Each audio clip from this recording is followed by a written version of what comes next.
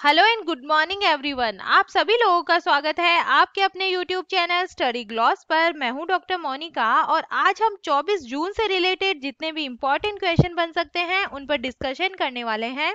और क्वेश्चन से रिलेटेड जितने भी इम्पोर्टेंट फैक्ट होते हैं साथ में वो भी मैं आपको बताती हूँ। ये हमारा टेलीग्राम चैनल है, यहाँ पर आपको क्विज अवेलेबल हो जाएगी और इस लेक्चर की जो पीडीएफ है वो भी आपको यहाँ मिल जाएगी। ये आपके लिए आज का मोटिवेशनल कोट है। अगर आप हारने से डर रहे हैं तो जीत की इच्छा कभी मत रखिए।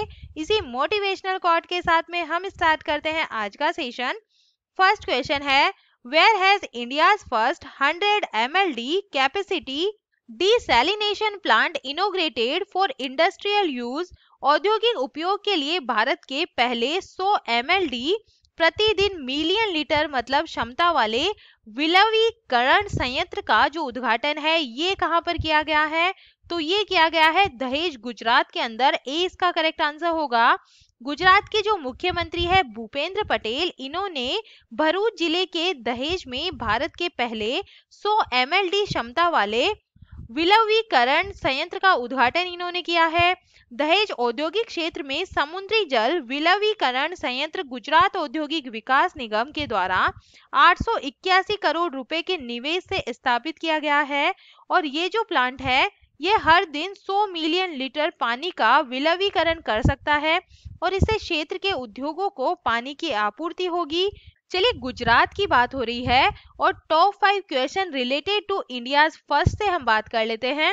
Where has India's first community museum inaugurated to preserve cultural heritage. तो ये जो बना है ये लेह लद्दाख के अंदर इसका इनोग्रेशन किया गया है। India's first virtual smart grid knowledge centre and innovation, where is the park inaugurated. तो ये मानेसर हरियाणा के अंदर इसका इनोग्रेशन किया गया है।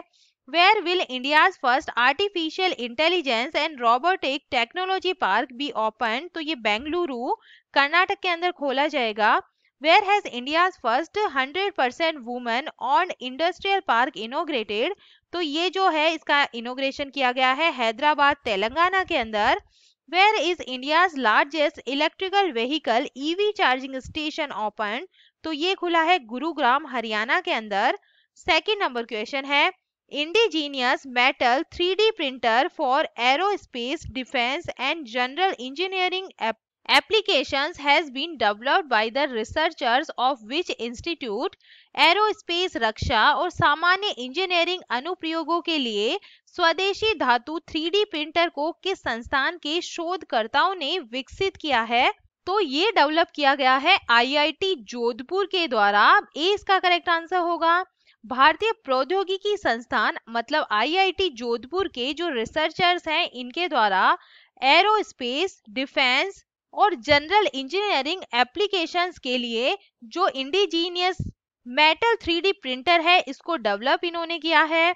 और ये जो मेटल के सभी घटक 3D प्रिंटर, लेजर और रोबोट सिस्टम को छोड़कर भारत में डिजाइन और निर्मित किए जाते हैं।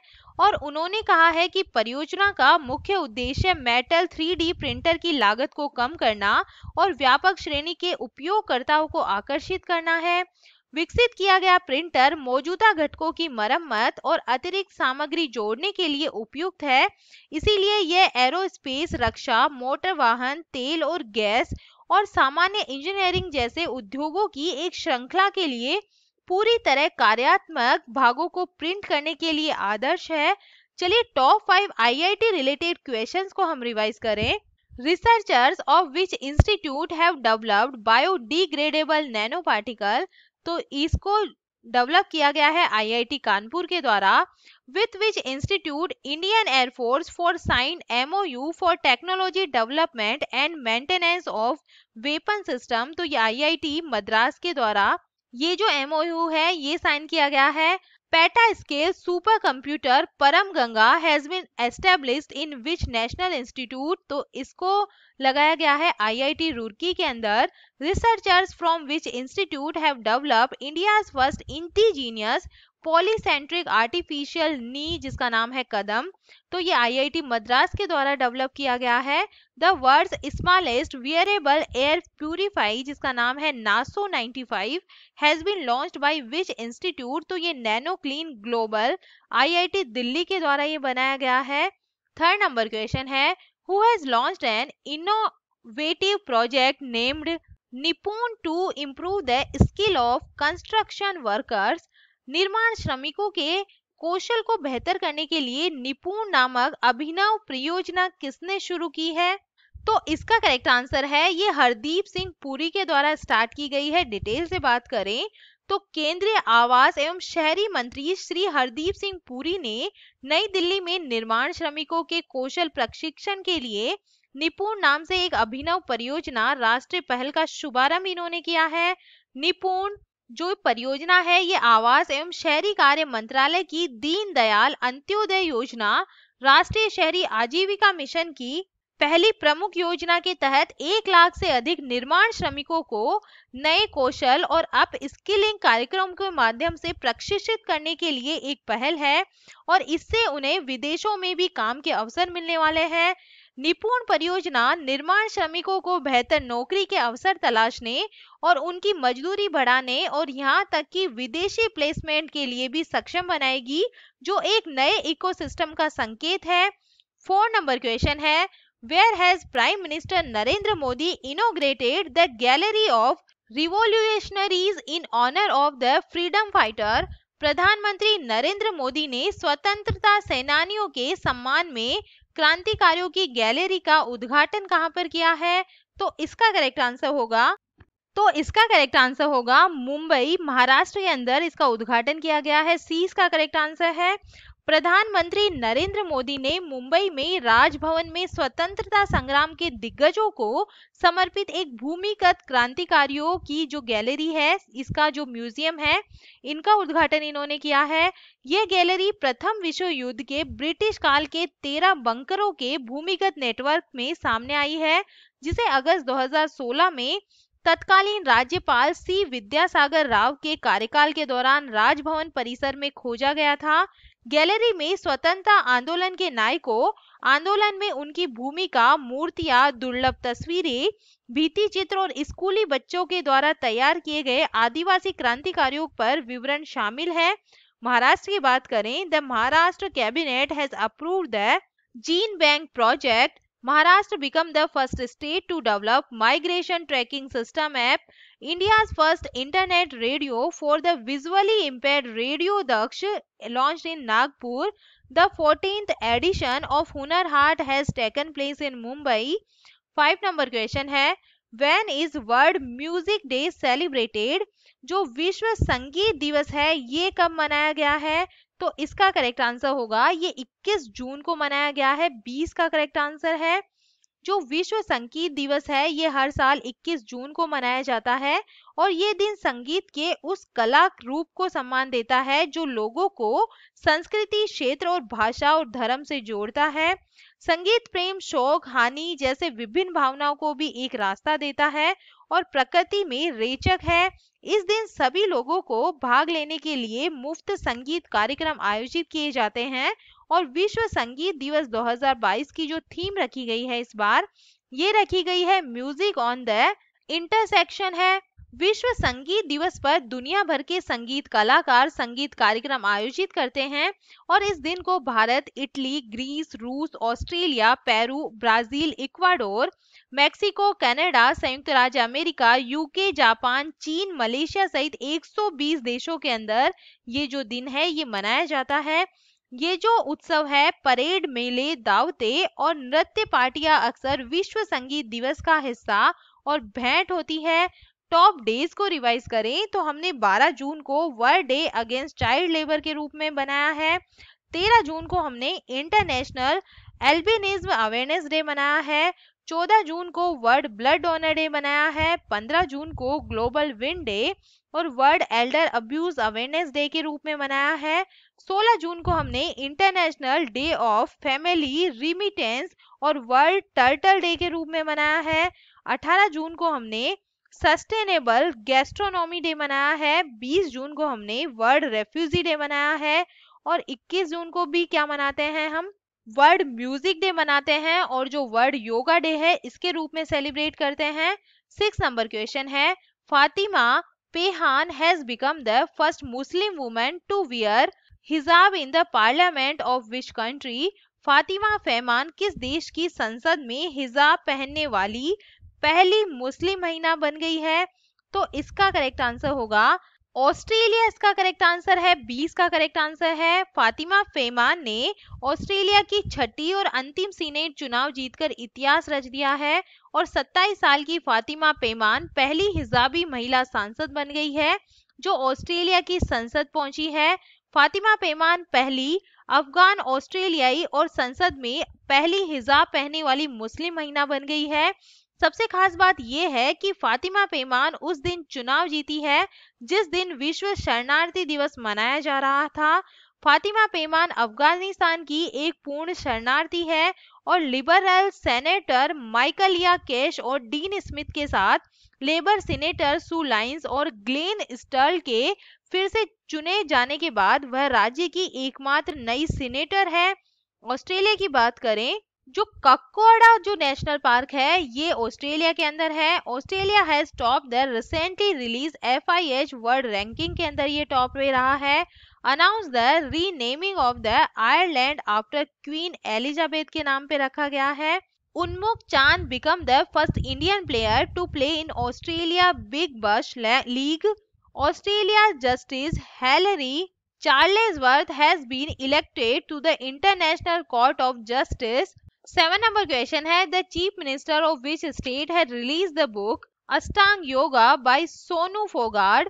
किस राज्य के मुख्यमंत्री ने सोनू फोगाट की पुस्तक अष्टांग योग का विमोचन किया है? तो ये है हरियाणा के मुख्यमंत्री। सी इसका करेक्ट आंसर है।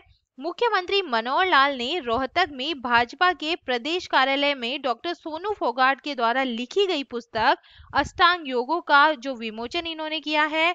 पुस्तक की लेखिका डॉक्टर सोनू फोगाट की सराहनीय करते हुए मुख्यमंत्री मनोहर लाल ने कहा है कि यह हर्ष का विषय है, और अंतर्राष्ट्रीय योग दिवस की पूर्व संध्या पर अष्टांग योग पुस्तक का विमोचन हुआ है। इसके साथ ही उन्होंने ये भी कहा है कि निश्चित रूप से ये जो बुक है ये योग के क्षेत्र में लाभकारी साबित होने वाली है। 8 नंबर क्वेश्चन है, where has prime minister Modi inaugurated the centre for brain research. प्रधानमंत्री मोदी ने कहा सेंटर फॉर ब्रेन रिसर्च का उद्घाटन किया है? तो ये बेंगलुरु के अंदर किया गया है। 20 का करेक्ट आंसर है।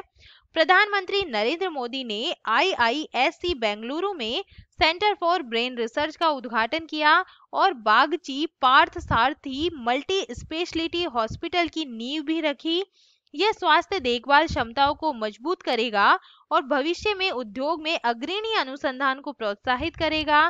सेंटर फॉर ब्रेन रिसर्च उम्र से संबंधित मस्तिष्क की बीमारियों के इलाज के लिए साक्ष्य आधारित सार्वजनिक स्वास्थ्य उपचार विकसित करने के लिए महत्वपूर्ण शोध करने के लिए समर्पित एक अनूठा अनुसंधान केंद्र है। बागची पार्थ सारथी मल्टी स्पेशलिटी जो हॉस्पिटल है ये अपने 80 बिस्तरों के साथ में IISc बेंगलुरु के परिसर में मनाया जाएगा, जो प्रमुख संस्थान में विज्ञान, इंजीनियरिंग और चिकित्सा के एकीकरण में सहायता करेगा। ये देश में नैदानिक अनुसंधान को एक बड़ा बढ़ावा देगा और ये नए समाधानों की पहचान करने के लिए काम करेगा, जो देश की स्वास्थ्य प्रणालियों को बेहतर बनाने की सहायता करेगा। 9 नंबर क्वेश्चन है, who has written the book Gautam Adani the man who changed India. Gautam Adani the man who changed India नामक पुस्तक किसने लिखी है? तो ये लिखी गई है RN भास्कर के द्वारा। सी इसका करेक्ट आंसर है। पेंगुइन रैंडम हाउस की घोषणा के अनुसार अरबपति उद्योगपति गौतम अडानी की जीवनी Gautam Adani the man who changed India शीर्षक की जो अक्टूबर के अंदर ये प्रदर्शित होगी।